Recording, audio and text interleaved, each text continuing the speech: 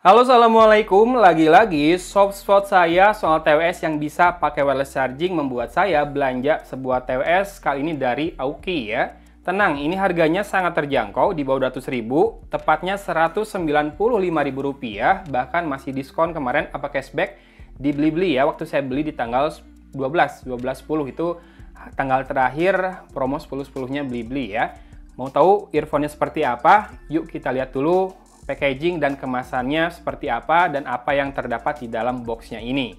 Ya, jadi kemasannya seperti ini ya, Aoki EP-T21P. Kemasannya pakai kardus coklat seperti ini, antara terlihat generik atau memang go green. Dan dapat buku manual yang di print manual seperti ini. Oke. Ya udahlah, nggak apa-apa ya, karena memang harganya pun kan memang terjangkau. Dan ada kartu dari aoki.id, garansinya 2 tahun loh. Walaupun saya yakin sih untuk produk harga segini kalau rusak paling ganti baru, nggak akan diperbaiki. Nah, masalahnya adalah berapa kali jatah ganti barunya ya. Kemudian, ternyata ada nih quick start guide dari Aoki sendiri yang bahasa Inggris. Jadi yang print bahasa Indonesia ini tambahan aja karena nggak ada bahasa Indonesianya kali. Ya, dan dari Aoki-nya sendiri memang 2 tahun ya garansinya. Kemudian ini penampakan dari charging case dan mungkin earphone-nya udah langsung ada di dalam, putih seperti ini. Ada tulisan Aoki tergrafir di atasnya. Baterainya lumayan besar ya, 450 mAh. Ya, terlalu kelihatan tulisannya di sini karena putih banget. Dan ya, si earphone-nya seperti ini penampakannya. In-ear ya, IM tipsnya ada karetnya di situ. Halus sih karetnya, meskipun terasa tipis, agak licin malah. Dan ini kita harus kupas dulu plastik yang membungkus bagian pin pogo magnetic charging-nya, biar arusnya masuk. Silakan kalau mau dilihat dulu bentuknya penampakannya. Bentuk seperti ini harusnya melekat dengan baik di telinga, walaupun feels dari plastiknya memang terkesan ya tidak mahal, tidak mewah. Tapi finishing matte-nya seperti ini saya suka. Semoga tidak mudah kotor saja. Dan bobotnya masih oke, masih terasa solid, tidak yang terasa kopong. Ya, ini yang L. Di sini tulisannya L, 2 pin magnetik. Mikrofonnya sendiri ada di sisi luar, sepertinya di sini. Kalau yang di dalam ini saya nggak tahu deh mikrofon kedua atau bukan. Selanjutnya kelengkapannya aja dulu kali ya. Ini ada kabel charging. Si portnya udah Type-C, mantap di level harga 195 ribuan. Kabelnya juga tentu sudah Type-C ya, disertakan. Kemudian ini ada ear tips-nya, diberi 2 pasang tambahan, jadi total 3 pasang dengan yang terpasang di si earbuds-nya. Loh, ini ada user manual lagi. Tadi kan di atas udah user manual. Banyak banget user manualnya. User manual, quick start guide, sama yang di print bahasa Indonesia jadinya. 3 ya. Barusan ini udah saya cas pakai kabel dulu dan udah nyala ya si lampu indikator di sisi depannya ini. Kelihatan nggak? Menyala nggak? Waktu dicas sih nyala dan kita akan coba dengan wireless charger. Bentar. Oke, sudah menyala, kelihatan di kamera. Jadi produknya berfungsi ya, wireless chargingnya. Ya, jadi hati-hati aja kalau beli earphone ini, kemungkinan baterainya udah kosong, jadi harus dicas dulu pelan-pelan, habis itu udah jalan kayak biasa sih, wireless chargingnya bisa. Kemudian si earphone-nya juga belum ngisi tadi, rada-rada ini nggak pas ya posisinya di charging case-nya, jadi kamu pas-pasin biar dia ngisi sampai lampu di ujung bawah stemnya menyala. Perhatikan baik-baik sampai ngisi, ini udah terisi 40%, dan kita akan ngetes perekaman audionya di mikrofon Aoki EP-T21P ini ya, bener ya? Ya, EP-T21P. Sekarang saya udah pakai mikrofonnya Aoki EP-T21P ini. Silahkan disimak gainnya cukup atau tidak, karena kalau ngelihat di aplikasi recording ini, gainnya nggak tinggi-tinggi banget ya. Kemudian karakter suaranya, apakah natural atau kayak suara robot, ada dengung, ada desis, clear nggak, dan detailnya kaya atau tidak ya, serta segini karakter atau kualitasnya cukup nggak buat kamu komunikasi, meeting online, atau buat main game doang, asal jangan ngata-ngatain orang di game ya. Kemudian jelek malah buat level harganya 195.000 atau malah bagus banget. komen ya sekarang juga. Lanjut, sekarang saya mau ngetes suaranya, mulai dari dengerin bassnya. Ini di volume sekitar 80%. Bassnya itu kurang bulat, tapi hadir ya. Power bassnya itu ada, lumayan nendang, walaupun kerasa rada deep, rada mundur ke belakang. Cuma saya rada ragu nih, apakah lebih ke bumi apa lebih ke panci? Kayaknya lebih ke bumi deh. Cuma memang kerasa bassnya kurang bulat, kurang rapi, rada bergerigi, layeringnya juga kurang. Tapi ada, kalau buat teman-teman yang asal ada bass sih ini kerasa bassnya ya, mendentum. Kemudian kalau buat vokal, gaung kerasa di vokal. Tapi tone suaranya tidak jadi berat, masih natural, tidak jadi cempreng juga. Cuma memang rada terganggu sama gaung yang muncul dari sektor bassnya tadi. Ini lebih dari yang seharusnya sih gaungnya. Kerasa lebih gaung sedikit, tapi buat level harganya sih it's okay.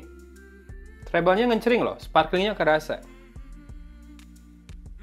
Meskipun masih ada sedikit gaung dari bassnya masuk, dan nggak yang cering banget, nggak terlalu tajam si treble-nya.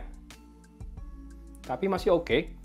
Dia masih bisa maintain balance-nya dengan karakter bassnya yang tadi kayak gitu, kurang rapi, kurang bulat. Vokal sedikit terbawa gaung sama bassnya, tapi masih natural, dan treble masih cukup kerasa ceringnya, tapi nggak yang ngecering-ngecering banget. Gimana ya, karakternya itu jadi rada balance, tapi bassnya lumayan lebih dominan dibanding yang lain dan bikin gaung. Kemudian kalau dengerin musik perkusi, beatnya kerasa, hentakannya, tapi kurang lively. Bisa jadi dari masalah burn in ya, buat yang percaya kalau di burn bisa bikin suaranya lebih lentur, lebih longgar, lebih hidup, silahkan burn aja dulu. Kemudian saya akan tes untuk driver quality testnya.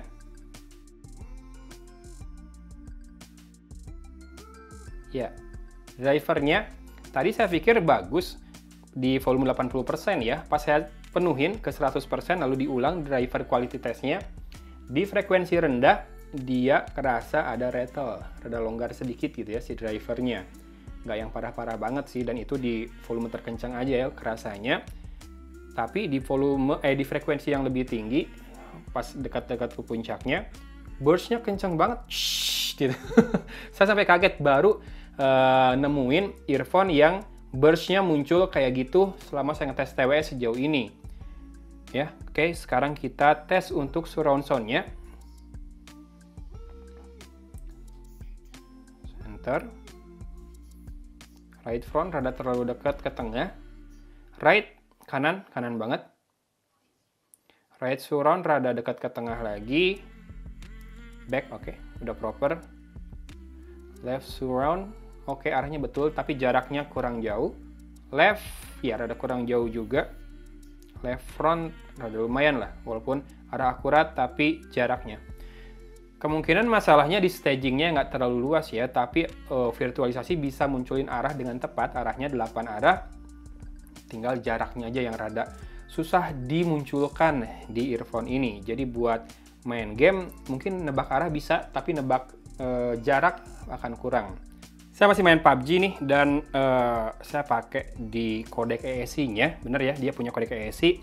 Itu ekor langkah yang tersisa ketika saya berhenti antara 1 sampai 3 langkah. Kemudian ketika saya matiin ESC-nya, karena kan dia nggak punya mode gaming, pakai kodek SBC saja, turunlah 1 langkah, jadi 0 sampai 2 langkah. Bener, kadang suka kerasa sinkron gerakannya. Ketika berhenti, nggak ada suara ekor langkah lagi. Nembak di ESC udah on point, jadi nggak usah dimatiin ESC-nya kalau buat nembak. Di SBC juga jelas lah on point ya. Buat video juga saya rasa aman. Yang menarik adalah ternyata dia bisa pairing dengan cara buka tutup case-nya aja. Udah langsung ke detect di smartphone saya, bisa pairing. Pairingnya cepat, ada indikator suaranya. Jadi sebetulnya, nah ini kelihatan nggak?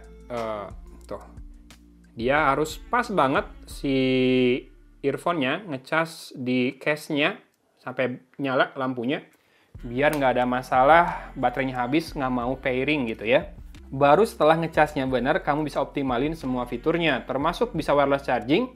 Nilainya minim segitu ya buat level harganya. Buat main PUBG menurut saya masih oke, asal bukan main kompetitif, bukan pro player. Suaranya tidak terlalu gimana sih, memang kalau buat main game lumayan bassnya membantu.